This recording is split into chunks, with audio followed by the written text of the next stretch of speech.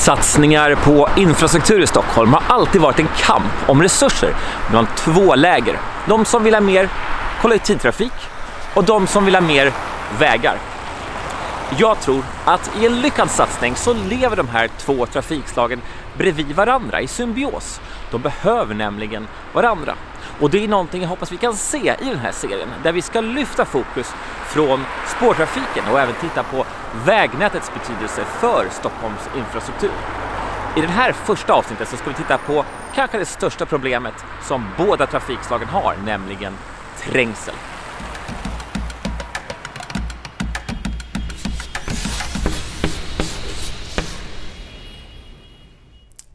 Vi befinner oss precis i andra vågen av coronaepidemin och jag har flyttat inomhus och jag tyckte det var ett ypperligt tillfälle att göra den här serien. Där jag tänkte lyfta fokus från spårtrafiken och även kika på andra delar av Stockholms infrastruktur och primärt kanske då vägnätet för att se hur det samspelar med kollektivtrafiken. För vi kommer att märka i den här serien att vägar och kollektivtrafiken behöver varandra. Ungefär en fjärdedel av stockholmarna tar sig till jobb eller skola med cykel eller genom att gå. Men av de som behöver motoriserad assistans för att pendla så rör det sig ungefär om hälften som pendlar med bil och den andra hälften åker kommunalt. I innerstan är det ungefär 2/3 som åker kommunalt och i kranskommunerna är det tvärtom. Den trängsel vi ser i tunnelbanan idag kommer alltså enbart från 50% av befolkningen som åker kollektivt till jobbet. De andra 50%, om vi ska få dem lämna bilen hemma, då skulle vi alltså behöva en enorm kapacitetsökning i kollektivtrafiken, framförallt kanske i ytterförorten. Och inget fel i det för all del, men då pratar vi säkerligen hundratals miljarder av investeringar och säkert 50 år av byggande. Men vad vi ska se om de här två grupperna, det är att de borde faktiskt värna om varandra.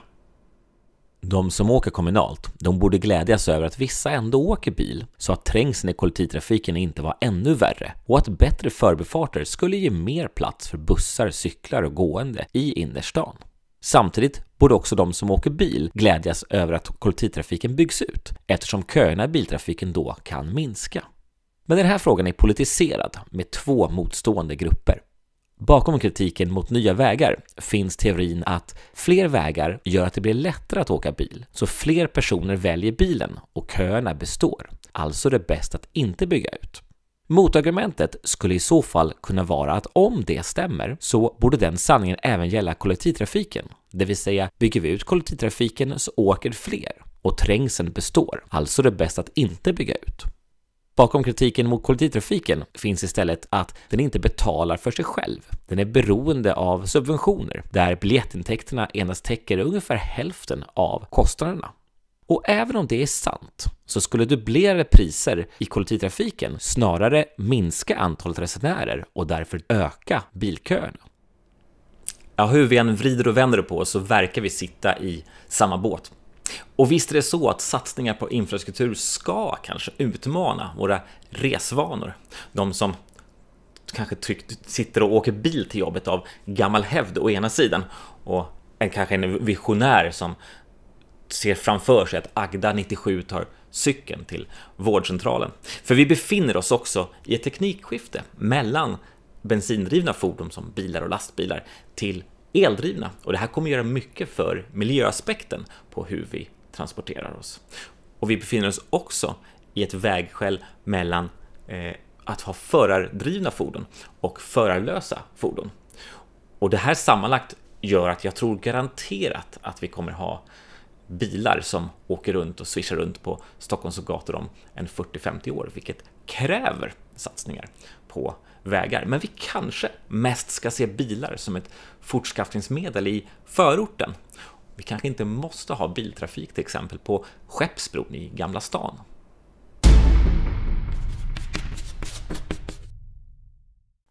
För det första så tror jag att Stockholm har vuxit snabbare än vi trott. Eller så har vi inte förstått konsekvenserna av att staden växer så här snabbt.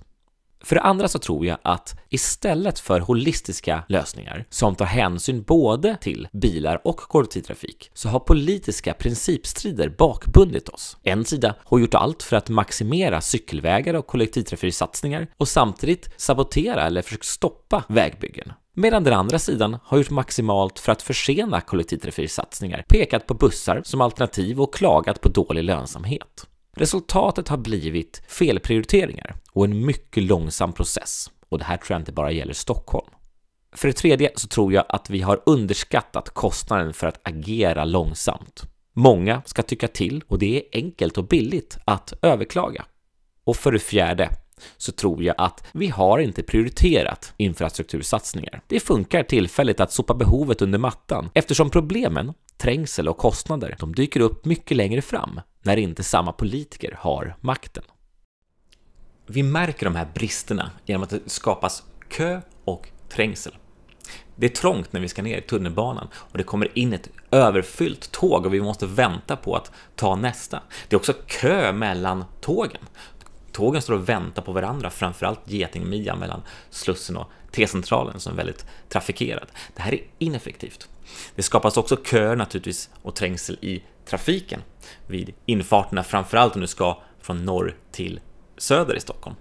Och trängsel och kö, det är för det första dåligt för miljön, skapar massa avgaser helt i onödan, att stå stilla med en motor på. Och det är dåligt för samhällsekonomin också, att folk måste ta mer av sin tid till att faktiskt vara passiva på kollektivtrafiken eller i vägar. Och jag tror också kanske den viktigaste aspekten av det här, det är att det är dåligt för vår hälsa att spendera mycket tid i kollektivtrafiken. Vi blir stressade och vi får mindre tid för våra nära och kära. Om tunnelbanan har getingmidjan mellan T-centralen och Slussen så har även vägnätet getingmidjor. Vi har Klarastrandsleden, en enfilig väg som binder samman Söderledstunneln med E4 längs vattnet genom centrala Stockholm. Och vi har Stadsgårdsleden, också längs vattnet, som binder samman motorvägen från Nacka med Slussen. Vi har Hornsgatan, egentligen en riktigt vacker paradgata på Södermalm, men som är en av de gator i Europa med sämst luft. Och vi har Sveavägen, en övertrafikerad paradgata som binder samman Centralbron med E18. Och det finns säkert fler exempel. Men det här är vägar som framförallt används för att ta sig igenom staden, inte för att förflytta sig inom staden. Och genomfartstrafik skapar framförallt trängsel. Så hur får man bort bilköer då? Eller hur minskar man åtminstone restiderna? I många europeiska städer så finns det en ringlinje runt stan, vilket gör att trafik som ska igenom har två alternativa färdvägar genom stan. Och det här är någonting som vi faktiskt har grubblat på i Stockholm också sedan 1920-talet. I snart 100 år har vi grubblat på det här. Och vi har ju faktiskt kommit en bit på väg med Essingeleden, Södra länken och Norra länken. Men vi har också en del som aldrig byggdes, nämligen östlig förbindelse. Och det här är någonting vi ska titta på mer i nästa film. Vi ska prata om ringleder och kanske framförallt Stockholms ringled. Vi ses då.